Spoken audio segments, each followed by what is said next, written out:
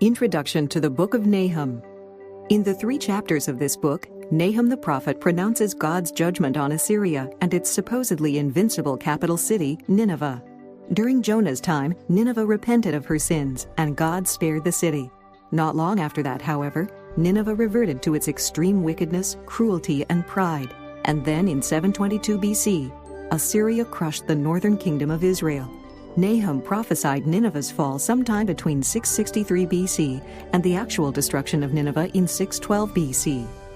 Notice as you listen how the book of Nahum reminds us that God sovereignly rules over all the earth and that his righteous standards apply to all people.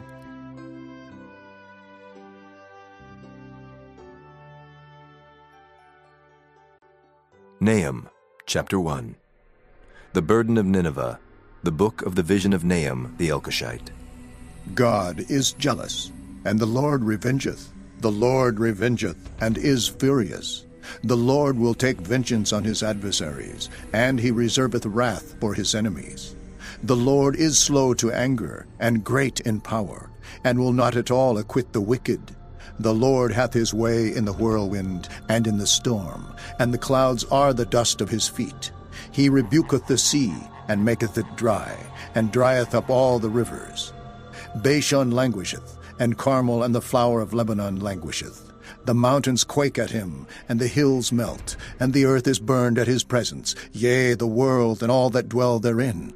Who can stand before his indignation, and who can abide in the fierceness of his anger? His fury is poured out like fire, and the rocks are thrown down by him. The Lord is good, a stronghold in the day of trouble, and he knoweth them that trust in him. But with an overrunning flood he will make an utter end of the place thereof, and darkness shall pursue his enemies. What do ye imagine against the Lord? He will make an utter end. Affliction shall not rise up the second time. For while they be folden together as thorns, and while they are drunken as drunkards, they shall be devoured as stubble fully dry. There is one come out of thee that imagineth evil against the Lord, a wicked counselor. Thus saith the Lord, though they be quiet, and likewise many, yet thus shall they be cut down when he shall pass through. Though I have afflicted thee, I will afflict thee no more. For now will I break his yoke from off thee, and will burst thy bonds in sunder. And the Lord hath given a commandment concerning thee, that no more of thy name be sown. Out of the house of thy gods will I cut off the graven image and the molten image. I will make thy grave, for thou art vile. Behold upon the mountains the feet of him that bringeth good tidings, that publisheth peace. O Judah, keep thy solemn feasts, perform thy vows, for the wicked shall no more pass through thee. He is utterly cut off. Chapter 2. He that dasheth in pieces is come up before thy face. Keep the munition, watch the way, make thy loins strong. Fortify thy power mightily, for the Lord hath turned away the excellency of Jacob as the excellency of Israel. For the emptiers have emptied them out, and marred their vine branches. The shield of his mighty men is made red. The valiant men are in scarlet. The chariots shall be with flaming torches in the day of his preparation, and the fir trees shall be terribly shaken. The chariots shall rage in the streets. They shall justle one against another in the broad ways. They shall seem like torches. They shall run like the lightnings. He shall recount his worthies. They shall stumble in their walk. They shall make haste to the wall thereof, and the defense shall be prepared. The gates of the rivers shall be opened, and the palace shall be dissolved. And Huzzab shall be led away captive. She shall be brought up, and her maid shall lead her as with the voice of doves, tabering upon their breasts. But Nineveh is of old like a pool of water, yet they shall flee away. Stand, stand, shall they cry, but none shall look back. Take ye the spoil of silver, take the spoil of gold, for there is none end of the store, and glory out of all the pleasant furniture. She is empty, and void, and waste, and the heart melteth, and the knees smite together, and much pain is in all loins. And the faces of them all gather blackness. Where is the dwelling of the lions, and the feeding place of the young lions? Where the lion, even the old lion, walked, and the lion's whelp, and none made them afraid? The lion did tear in pieces enough for his whelps, and strangled for his lionesses, and filled his holes with prey, and his dens with ravin.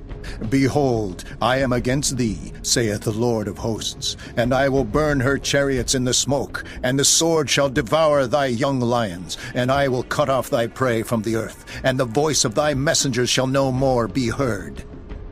Chapter 3. Woe to the bloody city!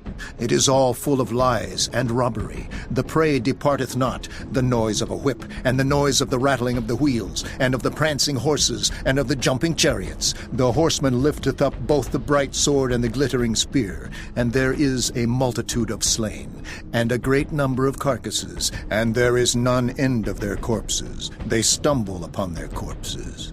Because of the multitude of the whoredoms of the well-favored harlot, the mistress of witchcrafts, that selleth nations through her whoredoms, and families through her witchcrafts. Behold, I am against thee, saith the Lord of hosts, and I will discover thy skirts upon thy face, and I will show the nations thy nakedness, and the kingdoms thy shame. And I will cast abominable filth upon thee, and make thee vile, and will set thee as a gazing stock. And it shall come to pass that all they that look upon thee shall flee from thee, and say, Nineveh is laid waste, who will bemoan her? Whence shall I seek comforters for thee? Art thou better than populous No, that was situate among the rivers, that had the waters round about it, whose rampart was the sea, and her wall was from the sea? Ethiopia and Egypt were her strength, and it was infinite. Put and Lubim were thy helpers. Yet was she carried away. She went into captivity. Her young children also were dashed in pieces at the top of all the streets, and they cast lots for her honorable men, and all her great men were bound in chains. Thou also shalt be drunken, thou shalt be hid, thou also shalt seek strength because of the enemy. All thy strongholds shall be like fig trees, with the first striped figs. If they be shaken, they shall even fall into the mouth of the eater.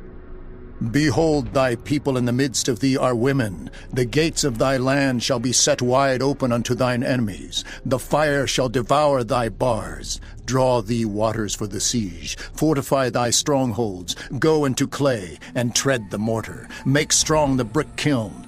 There shall the fire devour thee. The sword shall cut thee off. It shall eat thee up like the cankerworm. Make thyself many as the cankerworm. Make thyself many as the locusts. Thou hast multiplied thy merchants above the stars of heaven. The cankerworm spoileth and flieth away. Thy crowned are as the locusts, and thy captains as the great grasshoppers, which camp in the hedges in the cold day. But when the sun ariseth, they flee away, and their place is not known where they are. Thy shepherds slumber, O king of Assyria. Thy nobles shall dwell in the dust. Thy people is scattered upon the mountains, and no man gathereth them. There is no healing of thy bruise. Thy wound is grievous. All that hear the bruit of thee shall clap the hands over thee. For upon whom hath not thy wickedness passed continually?